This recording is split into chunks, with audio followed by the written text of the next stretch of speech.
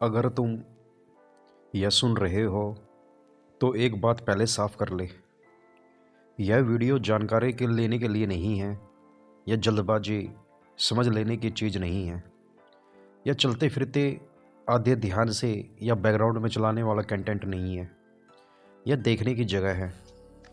इसको सुनने का सही तरीका है शरीर को थोड़ा ढीला छोड़कर, जल्दी में नहीं, जैसे कोई लंबी सांस लेता है वैसे सुनना। रात का समय अच्छा है, ईयरफोन लगा लो तो और अच्छा, क्योंकि जो बात यहाँ होगी वह शब्द से कम, अनुभव से ज़्यादा समझ में आएगी।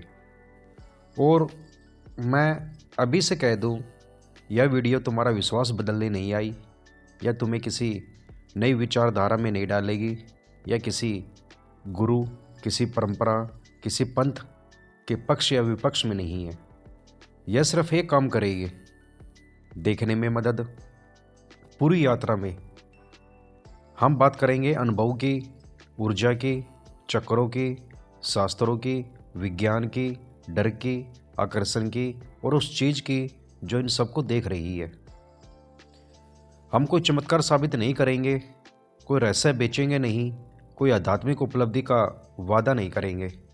और सबसे महत्वपूर्ण बात, अगर तुम्हारे ध्यान में कुछ अजीब हुआ है, रोशनी, आवाज़, कंपन, खालीपन, डर या शांति, तो यहाँ कोई उसे गलत नहीं कहेगा।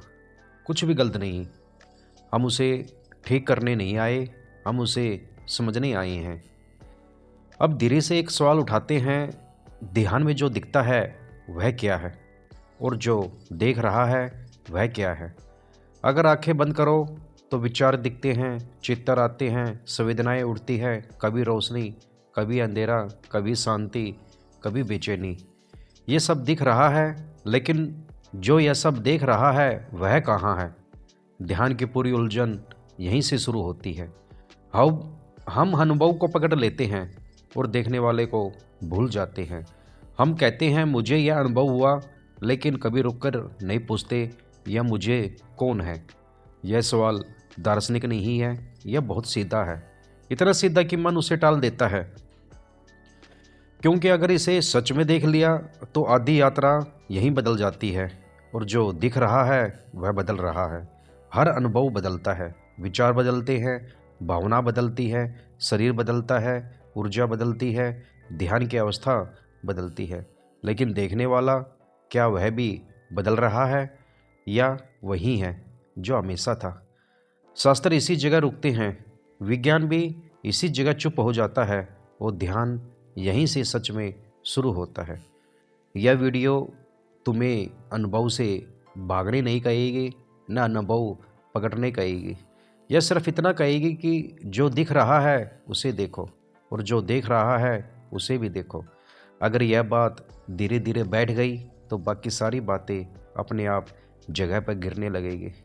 अब जल्दी मत करो, कोई निष्कर्ष अभी मत बनाओ, बस इस सवाल के साथ बैठो, ध्यान में जो दिखता है वह मैं नहीं हूँ, तो मैं कौन हूँ? यहीं से यात्रा शुरू होती है।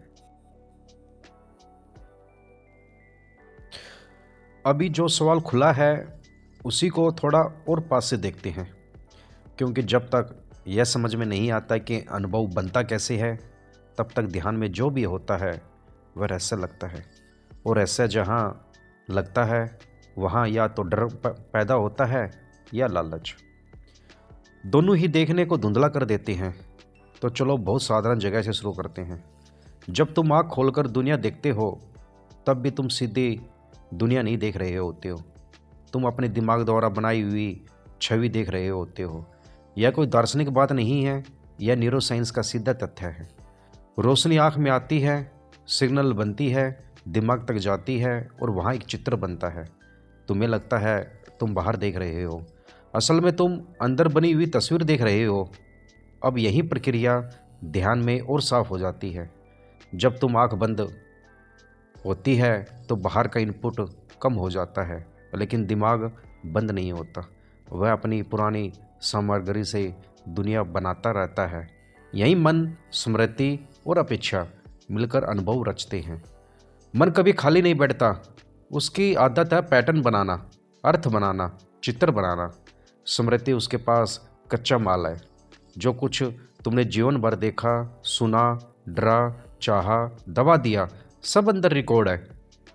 ध्यान में जब सतह शांत होती है तो नीचे दबा हुआ माल ऊपर आने लगता है, कभी चित्र की तरह, कभी भावना की तरह, कभी शरीर की संवेदना की तरह। और फिर आती है अपेक्षा। अगर तुम्हें पहले से बताया गया है कि ध्यान में रोशनी दिखेगी तो दिमाग उस दिशा में पैटर्न खोजेगा। अगर कहा गया है कि ऊर्जा उठेगी तो शरीर की साधारण संवेदना भी ऊर्जा जैसे लगेगी। यह झूठ नहीं है, लेकिन यह पूरा सच भी नहीं है। यह मन और शरीर का बहुत स्वाभाविक खेल है। दिमाग एक कहानीकार है। उसका काम है अनुभव को अर्थ देना। वो अर्थ देते ही अनुभव भारी हो जाता है। एक साधारण कंपन ऊर्जा जागरण बन जाता है। एक हल्की रोशनी दिव्य दर्शन बन जाती है। एक भावनात्मक रिलीज क्रम टूटना बन जाता है। ध्यान रखना, यह सब गलत कहने के लिए नहीं कहा जा रहा, यह समझाने के लिए कहा जा रहा है। क्योंकि अगर तुम अनुभव के जन्म को समझ लेते हो तो अनुभव तुम्हें डराता नहीं, तुम उसे पकड़ते भी नहीं, तुम उसे देख सकते हो जैसे बादल को देखते हैं।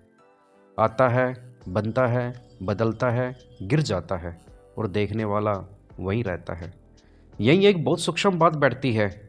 अनुभव सच है लेकिन स्थायी नहीं। दिमाग अनुभव बनाता है लेकिन देखने वाला दिमाग से पहले है।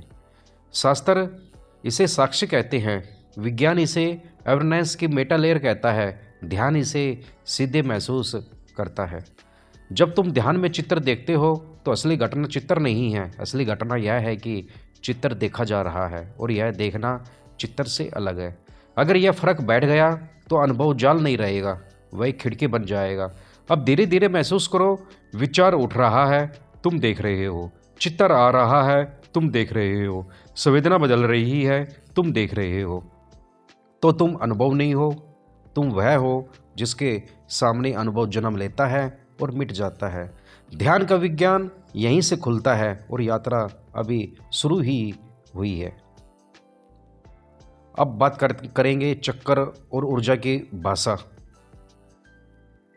अब उस जगह चलते हैं जहाँ ज़्यादातर भ्रम जन्म लेते हैं, क्योंकि जैसे ही ध्यान की बात आती है कुछ अनुभव होते ही मन एक पुरानी भाषा उठा लेता है। चक्कर, ऊर्जा, जागरण, ऊपर उठना, खुलना, ये शब्द इतनी बार सुने गए हैं कि सुनते ही लगता है हम किसी ठोस चीज़ की बात कर रहे हैं, जैसे शरीर में सचमुच पहिया रखा है जो घूम जाएगा।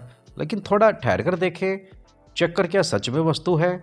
अगर शरीर को काट कर देखा जाए तो कहीं चक्कर नहीं मिलेगा, कोई रंगीन घूमती हुई डिस्क नहीं, कोई ऊर्जा की गेंद नहीं। फिर शास्त्र झूठ बोल रहे थे? नहीं, शास्त्र वस्तु की भाषा में नहीं, रूपक की भाषा में बोलते हैं। रूपक मतलब ऐसी भाषा जो सीधी पकड़ में नहीं आती लेकिन दिशा दिखाती है। जैसे नक्शा शहर नहीं होता पर शहर तक ले जाता है, चक्कर नक्शा है, शरीर नहीं। यह आंतरिक अनुभव का मानचित्र है, वह भाषा है जिसमें पुराने साधकों ने सूक्ष्म अवस्थाओं को व्यक्त किया। जब वे कहते हैं हृदय चक्कर तो वे मांस का टुकड़ा नहीं बता रहे, वे चेतना के गुणवत्ता की ओर इशारा कर रहे हैं, खुलापन, संवेदनशीलता, संबंध। जब वे कहते हैं अज्ञा चक्कर तो वे माथे में कोई बटन नहीं दिखा रहे, वे देखना, स्पष्टता, ध्यान की दिशा की तरफ बात कर रहे हैं। यानी चक्कर वस्तु नहीं, अनुभव को समझाने की भाषा है। समस्या तब शुरू होती है जब भाषा को वस्तु समझ लिया जाता है, रूपक को हकीकत मान लिया जाता है और तब साधक नक्शे को पकड़ लेता है, शहर भूल जाता है। ध्यान में जो संवेदनाएं उठती है वे वास्तविक है। शरीर में गर्मी, दबाव, धड़कन, हल्कापन, बहाव, ये सब न्यूरोबायोलॉजिकल घटनाएं हैं, लेकिन उन्हें चक्कर खुलना कहना एक व्याख्या है, घटना नहीं। व्याख्या उपयोगी हो सकती है अगर याद रहे कि वह व्याख्या है। जैसे डॉक्टर कहता है तुम्हारा नर्वस सिस्टम शांत हो रहा है और योगी कहता है ऊर्जा ऊपर उठ रही है। दोनों अलग भाषा में एक ही दिशा की बात कर सकते हैं। झगड़ा भाषा में है, अनुभव में नहीं। शास्त्रों ने कभी नहीं कहा कि चक्कर पकड़ो, उन्होंने कहा देखो। तंत्र का पूरा विज्ञान प्रतीक की समझ पर टिका है। प्रतीक दरवाजा है, घर नहीं। अगर तुम दरवाजे को ही पकड़ कर बैठ जाओ तो भीतर कभी प्रवेश नहीं होगा। यही एक सूक्ष्म समझ बैठती है। चक्कर सच है अगर उन्हें भाषा की तरह समझो। चक्कर झूठ बन जाते हैं अगर उन्हें वस्तु बना लो। ध्यान अनुभव को खोलता है, शब्द उसे नाम देते हैं। नाम जरूरी है पर अंतिम नहीं। जो साधक नाम में अटक गया वह कहानी में फंस गया। जो नाम के पार दिख गया वह सीधे अनुभव में उतर गया। और अनुभव के भी पार जो बचता है वह देखने वाला है। उसी की तरफ हर मानचित्र इशारा कर रहा था शुरू से। अब थोड़ी उपनिषद की दृष्टि से समझने की कोशिश करते हैं। अब भाषा और पुरानी हो जाती है और साथ ही और सीधी, क्योंकि जब उपनिषद बोलते हैं वे अनुभव का वर्णन कम करते हैं और देखने वाले की ओर इशारा ज़्यादा करते हैं। उनकी दिलचस्पी इसमें नहीं है कि ध्यान में क्या दिखा, उनकी दिलचस्पी इसमें है कि जो देख रहा है उसे कौन देख रहा है। यहीं दृष्टा शब्द आता है। दृष्टा मतलब देखने वाला, लेकिन आँख से देखने वाला नहीं। वह जो विचार को भी देख सकता है, भावनाओं को भी देख सकता है, शरीर की संवेदना को भी, और यहाँ तक कि ध्यान के अनुभव को भी। अगर कुछ देखा जा सकता है तो वह दृष्टा नहीं है। यही उपनिषद की पहली तलवार है। बहुत शांत, बहुत साफ। तुम गर्मी महसूस करते हो, देखा गया। कंपन उठता है, देखा गया। रोशनी आती है, देखी गई। शून्यता आती है, वह भी देखी गई। और तो जो देखा गया वह बदलने वाला है, आने जाने वाला है। उपनिषद कहते हैं आत्मा आने जाने वाली चीज नहीं हो सकती, इसलिए वे एक अजीब तरीका अपनाते हैं। नीति नीति मतलब नहीं है, नहीं है, न यह न वह। यह कोई नकारात्मक दर्शन नहीं है, यह छांटने की प्रक्रिया है। जो भी पकड़ में आए कह दो यह नहीं। विचार आए नीति, भावना आए नीति, ऊर्जा का अनुभव आए नीति, आनंद आए नीति। क्यों? क्योंकि जो पकड़ा जा सकता है वह वस्तु है और आत्मा वस्तु नहीं हो सकती। ध्यान में जो सबसे सुंदर अनुभव है उपनिषद भी उसे छोड़ने को कहते हैं। न इसलिए कि वह गलत है, बल्कि इसलिए कि वह अंतिम नहीं है। अगर तुम उसे पकड़ लोगे तो वहीं रुक जाओगे। दृष्टा अनुभव के खिलाफ नहीं है, वह अनुभव से स्वतंत्र है। जैसे स्क्रीन फिल्म के खिलाफ नहीं होती, लेकिन फिल्म से जलती भी नहीं। फिल्म बदलती रहती है, स्क्रीन रहती है। उपनिषद बार बार ध्यान को स्क्रीन की ओर मोड़ते हैं। वे कहते हैं जो दिख रहा है वह तुम नहीं हो, जो बदल रहा है वह तुम नहीं हो, जो आ रहा है, जा रहा है, उठ रहा है, गिर रहा है, वह तुम नहीं हो। तो फिर तुम कौन हो? वे जवाब नहीं देते सीधे, क्योंकि जो कहा जा सकता है वह वस्तु बन जाएगा। वे सिर्फ दिशा देते हैं, दृष्टा बनो। साक्षी शब्द यहीं से आता है। साक्षी का मतलब कुछ करना नहीं, बस देखना, बिना पकड़ के, बिना भागने के। और जब देखने की यह स्पष्टता बैठती है तो एक अजीब राहत आती है। अनुभव को संभालना नहीं पड़ता, उसे बदलना नहीं पड़ता, उसे रोकना नहीं पड़ता। वह आता है, अपना काम करता है, चला जाता है, और दृष्टा वैसा ही रहता है। उपनिषद का पूरा विज्ञान यहीं टिकता है। जो दिखे वह आत्मा नहीं, और जो नहीं दिखता लेकिन सबको देखने देता है वही तुम हो। अब बात करेंगे तंत्र और योग विज्ञान के हिसाब से।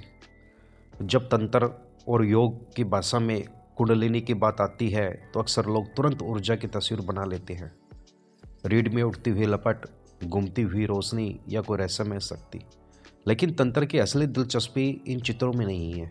तंत्र मनुष्य के अनुभव की पूरी बनावट को देखता है। वह पूछता है चेतना अभी कहाँ बंधी है और किस दिशा में खुल सकती है। कुंडलिनी शब्द इस दिशा की भाषा है, कोई भौतिक वस्तु नहीं। तंत्र कहता है मनुष्य का अनुभव आदतों में जम जाता है। शरीर की आदत, भावनाओं की आदत, सोच की आदत, पहचान की आदत। ऊर्जा का मतलब यहाँ बिजली नहीं है, ऊर्जा का मतलब है जीवित होने की संवेदनशीलता। जब यह संवेदनशीलता सिर्फ जीवित रहने तक सीमित होती है तो जीवन सिकुड़ा रहता है। जब यही संवेदनशीलता देखने लगती है, समझने लगती है, खुलने लगती है, तो तंत्र उसे कुंडलिनी का उठना कहता है। मतलब चेतना का नींद से सजगता की तरफ मुड़ना।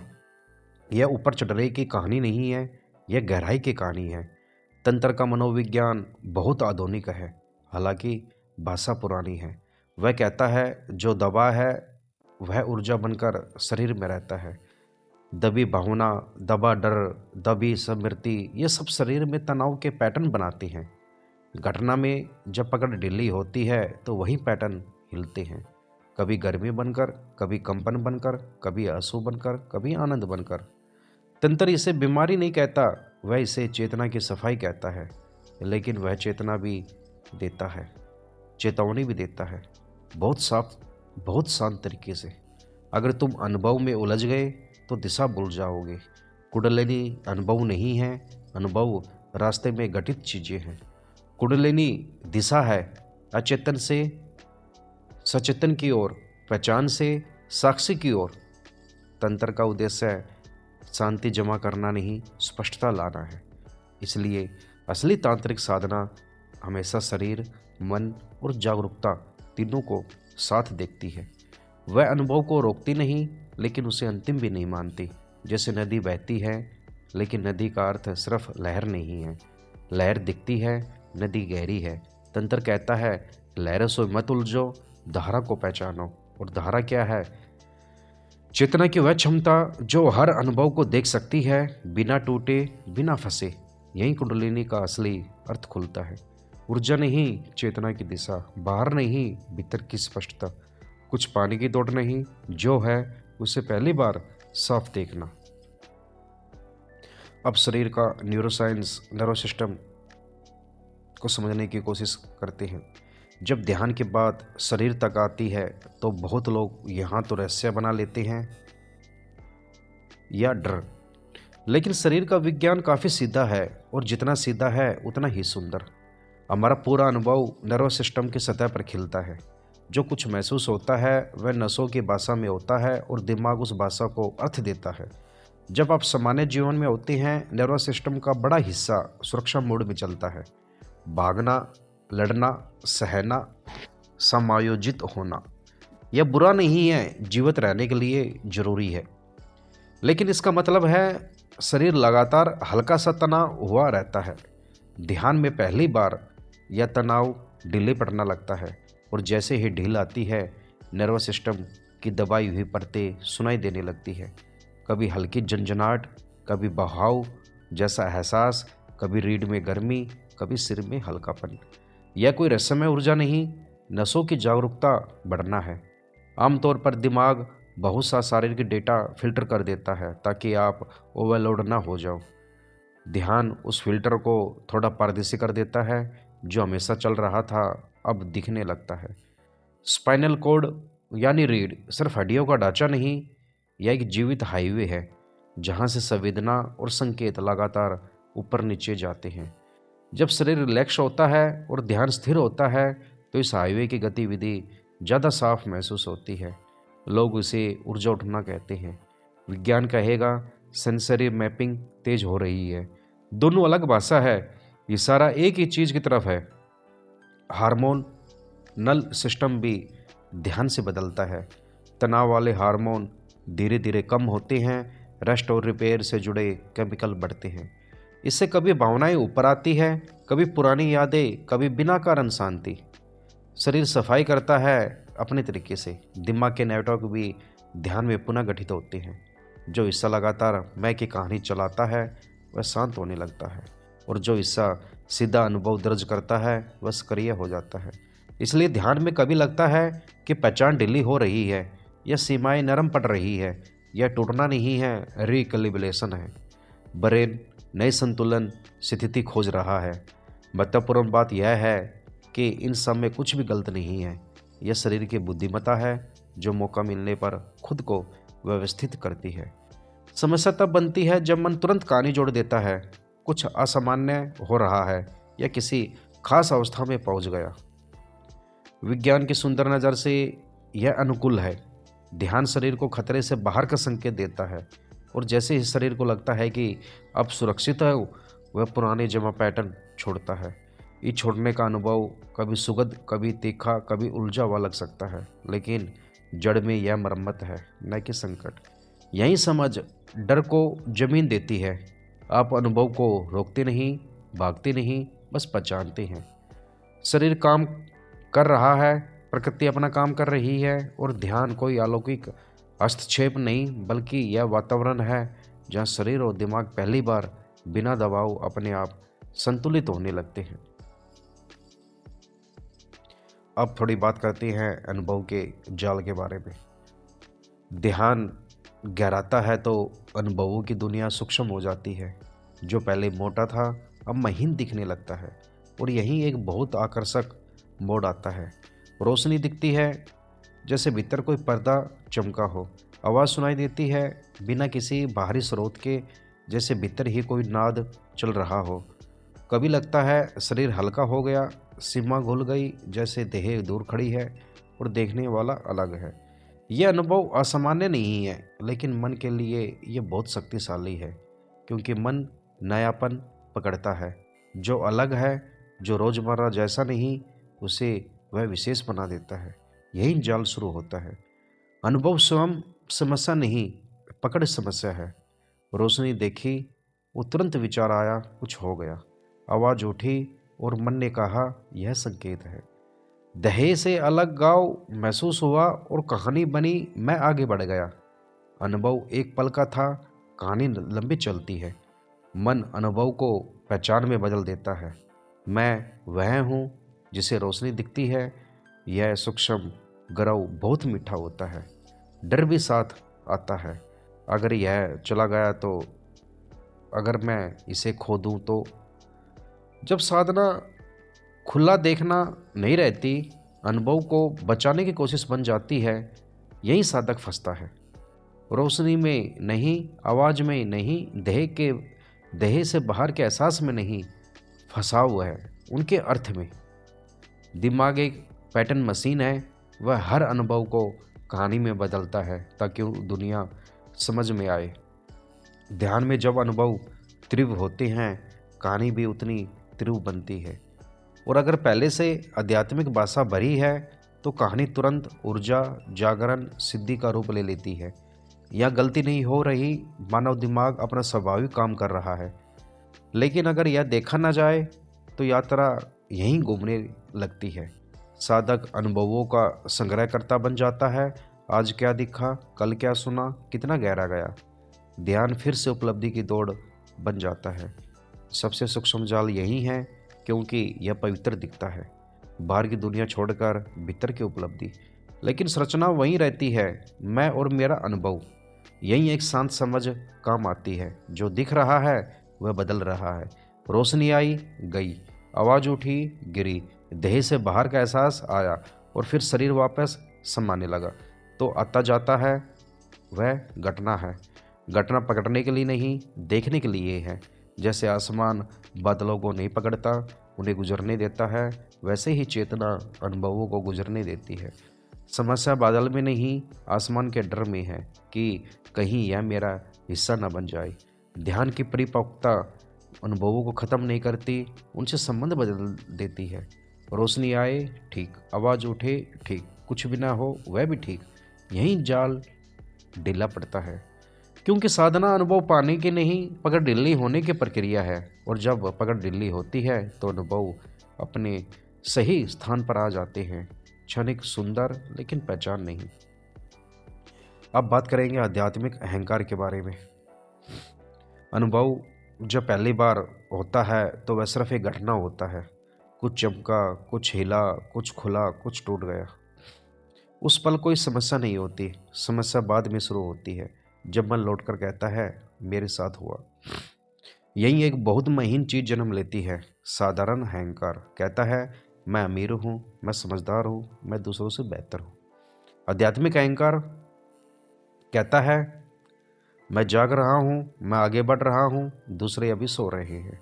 भाषा बदल जाती है, संरचना वही रहती है। मैं अब भी केंद्र में है, बस कपड़े बदल गए हैं, दुनियावी से पवित्र। और यहीं से पकड़ना कठिन बनता है, क्योंकि यह गलत जैसा महसूस नहीं होता, यह ऊंचा महसूस होता है। अनुभव धीरे धीरे पहचान बन जाता है। मेरा अनुभव, यह वाक्य बहुत भारी है, क्योंकि अब अनुभव को बचाना है, दोहराना है, साबित करना है। अगर अगली बार ध्यान में कुछ खास न हुआ तो बेचैनी आती है। मैं पीछे जा रहा हूँ क्या? यही साधना फिर से दौड़ बन जाती है, लेकिन इस बार दौड़ बहुत पवित्र दिखती है। कोई पदक नहीं, कोई मंच नहीं, फिर भी भीतर तुलना चलती रहती है। मैं कहाँ हूँ, दूसरे कहाँ हैं। आध्यात्मिक अहंकार शोर नहीं करता, फुसफुसाता है। वह कहता है मैं विशेष हूँ, क्योंकि मैं विशेष होने की कोशिश नहीं कर रहा। यह उसकी चतुराई है। यह आरोप नहीं है, यह मानवीय तंत्र है। दिमाग पहचान चाहता है, उसे किसी न किसी कहानी में टिकना है। अगर दुनिया की कहानी छोड़ी तो वह आध्यात्मिक कहानी पकड़ लेता है। जाल बदल गया, पकड़ वही है। और इसे देखकर खुद से नाराज होने की जरूरत नहीं, क्योंकि जो इसे देख सकता है वह इससे बड़ा है। जब यह साफ दिखता है कि मेरा अनुभव भी एक विचार है, एक संरचना है, तब उसमें ढील आने लगती है। अनुभव रह सकते हैं गहरे, सुंदर, हिला देने वाले, लेकिन वे अब पहचान नहीं बनते। वे मौसम की तरह आते हैं और चले जाते हैं।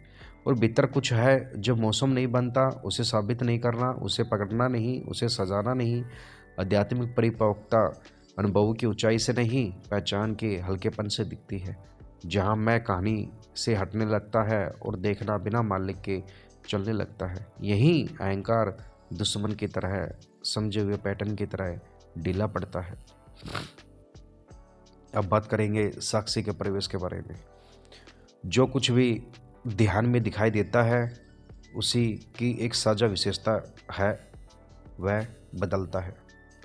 कभी विचार तेज, कभी शांत, कभी शरीर भारी, कभी हल्का, कभी रोशनी, कभी अंधेरा, कभी गहरी शांति, कभी बेचैनी।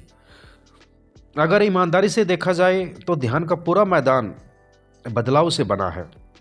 और फिर भी एक अजीब बात है, आप जानते हैं यह बदल रहा है।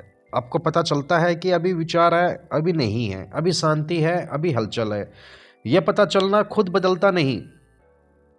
यही साक्षी का पहला संवाद है। साक्षी कोई रहस्यमय वस्तु नहीं, कोई ऊर्जा नहीं, कोई रोशनी नहीं। यह वह साधारण तथ्य है कि अनुभव हो रहा है और उसे जाना जा रहा है। जो जाना जा रहा है वह बदलता है। जानना बना रहता है। शास्त्र इसे दृष्टा कहते हैं, साक्षी कहते हैं, चैतन्य कहते हैं। वे बार बार एक ही दिशा में इशारा करते हैं। जो देखा जा सकता है वह तुम नहीं हो, क्योंकि देखने वाला कभी देखा नहीं जा सकता, वह हमेशा देखने की जगह पर है। विज्ञान दूसरी भाषा में इसी किनारे को छूता है। अब आधुनिक मनोविज्ञान मेटा अवेयरनेस की बात करता है, तो वह कह रहा है मन अपने ही अनुभव को देख सकता है। विचार के ऊपर एक और परत है जो विचार को नोटिस करती है। भावना के ऊपर एक परत है जो कहती है यह भावना है। यह कोई आध्यात्मिक दावा नहीं, यह प्रत्यक्ष अनुभव की बात है। आप अभी भी देख सकते हैं एक विचार उठे और उसी क्षण आपको पता चले विचार उठ रहा है। यह जानना विचार नहीं है, यह देखना भावना नहीं है। यही मिलती रेखा है जहाँ शास्त्र और विज्ञान चुपचाप हाथ मिलाते हैं। एक कहता है साक्षी, दूसरा कहता है मेटा अवेयरनेस। दोनों उसी तथ्य की तरफ देख रहे हैं कि अनुभव के भीतर एक खुली जगह है जो अनुभव से बनी नहीं है। साक्षी को हासिल नहीं करना पड़ता, वह पहले से मौजूद है, क्योंकि बिना उसके कोई अनुभव जाना ही नहीं जा सकता। आप अंधेरा भी जानते हैं, रोशनी भी जानते हैं, खालीपन भी जानते हैं, बहाव भी जानते हैं। जानना हर हाल में मौजूद है। इसलिए साक्षी को पैदा नहीं करना, सिर्फ नोटिस करना है। और जैसे ही नोटिस होता है एक सूक्ष्म बदलाव आता है। अनुभव चलता रहता है, लेकिन पकड़ ढीली हो जाती है, क्योंकि अब सब कुछ घट रहा है, आप पर नहीं, आपके सामने। यही ध्यान संघर्ष से देखने में बदलता है। कोई बड़ी घोषणा नहीं होती, कोई विस्फोट नहीं होता, बस एक साधारण स्पष्टता। बदलाव अपना काम कर रहा है। जो जान रहा है वह बदलाव का हिस्सा नहीं। अब बात करेंगे डर, टूटन और मुक्ति की पुरानी पहचान के बारे में। जब देखने वाला थोड़ा स्पष्ट होने लगता है तो एक अनपेक्षित चीज सामने आती है, राहत के साथ डर भी। क्योंकि जिस पहचान पर जीवन खड़ा था वह ढीली पड़ने लगती है। हम अपने बारे में एक कहानी लेकर चलते हैं। मैं ऐसा हूँ, मेरा स्वभाव ऐसा है, मेरे साथ यह हुआ, मैं यहाँ जा रहा हूँ। यह कहानी सिर्फ सामाजिक नहीं होती, मनोवैज्ञानिक सहारा भी होती है। जब ध्यान गहराता है और साक्ष्य की झलक आती है तो पहली बार दिखता है यह कहानी स्थिर नहीं है, यह बनी हुई है और यही मन हिलता है। डर इसलिए नहीं आता कि कुछ गलत हो रहा है, डर इसलिए आता है कि पुराना सहारा ढह रहा है। इससे बहुत लोग आध्यात्मिक संकट समझ लेते हैं, यह मानसिक टूटना। असल में यह पहचान की संरचना का हिलना है। वर्षों से जमा धारणाएं, दबी भावनाएं, अनकहा दुख, अधूरा डर सब ऊपर आ सकते हैं, क्योंकि अब उन्हें दबाने वाली कहानी कमजोर पड़ रही है। यह बहुत करुणा की जरूरत है।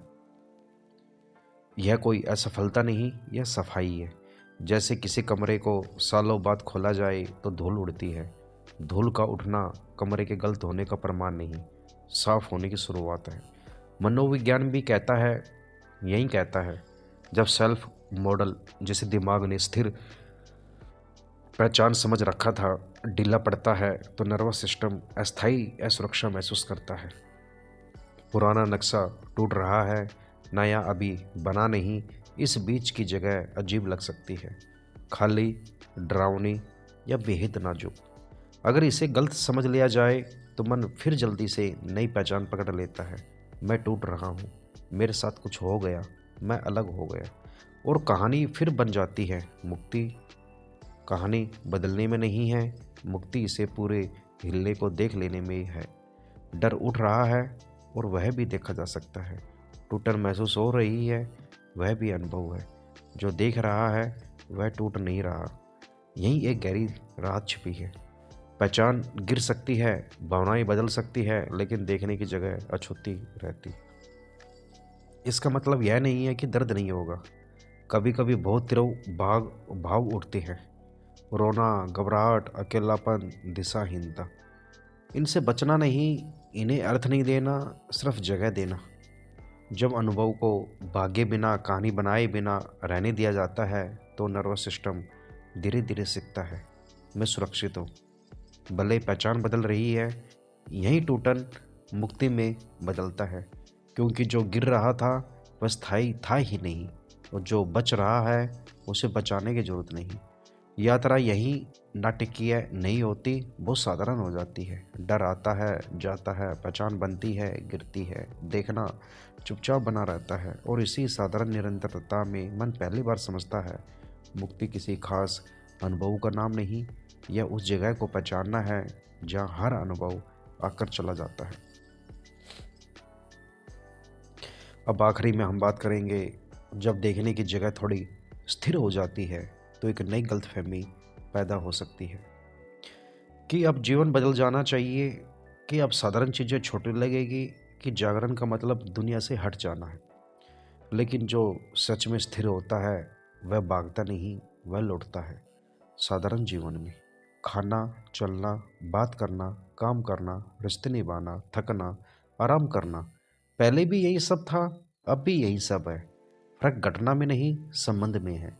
पहले जीवन बोझ लगता था, अब जीवन बहाव जैसा लगता है, क्योंकि बीच में मुझे साबित करना है, थोड़ा ढीला पड़ गया। जागरण किसी पहाड़ की चोटी नहीं जहाँ पहुंचकर आदमी गायब हो जाए। यह उस तरह है जैसे आग से धुंध हटे और वहीं दुनिया थोड़ी साफ दिखे। साधारण जीवन जब आध्यात्मिक के खिलाफ नहीं रहता, बर्तन धोना भी ध्यान है अगर देखने वाला मौजूद है, किसी से बात करना भी साधना है अगर सुनना पूरा है। यहाँ कोई पवित्र गतिविधि अलग नहीं, कोई अपवित्र अलग नहीं। चेतना किसी खास मुद्रा में नहीं रहती, वह चलती फिरती, हंसती बोलती, गलती गलती करती, सीखती रहती है। और यह समझ बहुत राहत देती है, क्योंकि अब भागना नहीं है, कुछ बनना नहीं है, सिर्फ जीना है और जीते हुए देखना है। यही स्थिरता है, कठोरता नहीं। कभी मन उलझेगा, कभी साफ होगा, कभी पुरानी आदतें लौटेगी, लेकिन अब एक पृष्ठभूमि है जो जानती है यह भी गुजर जाएगा, और यही जानना जीवन को हल्का करता है। कोई विशेष अवस्था पकड़ कर नहीं रखनी, कोई अनुभव जमा नहीं करना, साधारण होना अब असफलता नहीं लगता। यही एक गहरा संतुलन जन्म लेता है, अंदर शांति, बाहर जीवन, और दोनों लड़ते नहीं। धीरे धीरे शब्द भी कम जरूरी हो जाते हैं, समझ विचार से नहीं, सीधे अनुभव से चलने लगती है। यहाँ पहुंचकर कोई घोषणा बसती नहीं, कहने को कुछ नहीं, साबित करने को कुछ नहीं। जो दिख रहा है उसे देखा जा सकता है, जो गुजर रहा है उसे गुजरने दिया जा सकता है। जो देख रहा है वह कोशिश से नहीं चलता, वह पहले से चलता है। और मौन या अनुपस्थिति नहीं, जीवित उपस्थिति है। जैसे आवाज़ के बीच भी एक शांत जगह रहती है जो कभी टूटती नहीं। वीडियो यहाँ रुकता नहीं, धीरे धीरे उतरता है। शब्द कम होते हैं, फैसले बढ़ते हैं, सांस सुनाई देने लगती है। और शायद पहली बार सुनने वाला समझता है किसी निष्कर्ष की जरूरत नहीं थी, देखना काफ़ी था।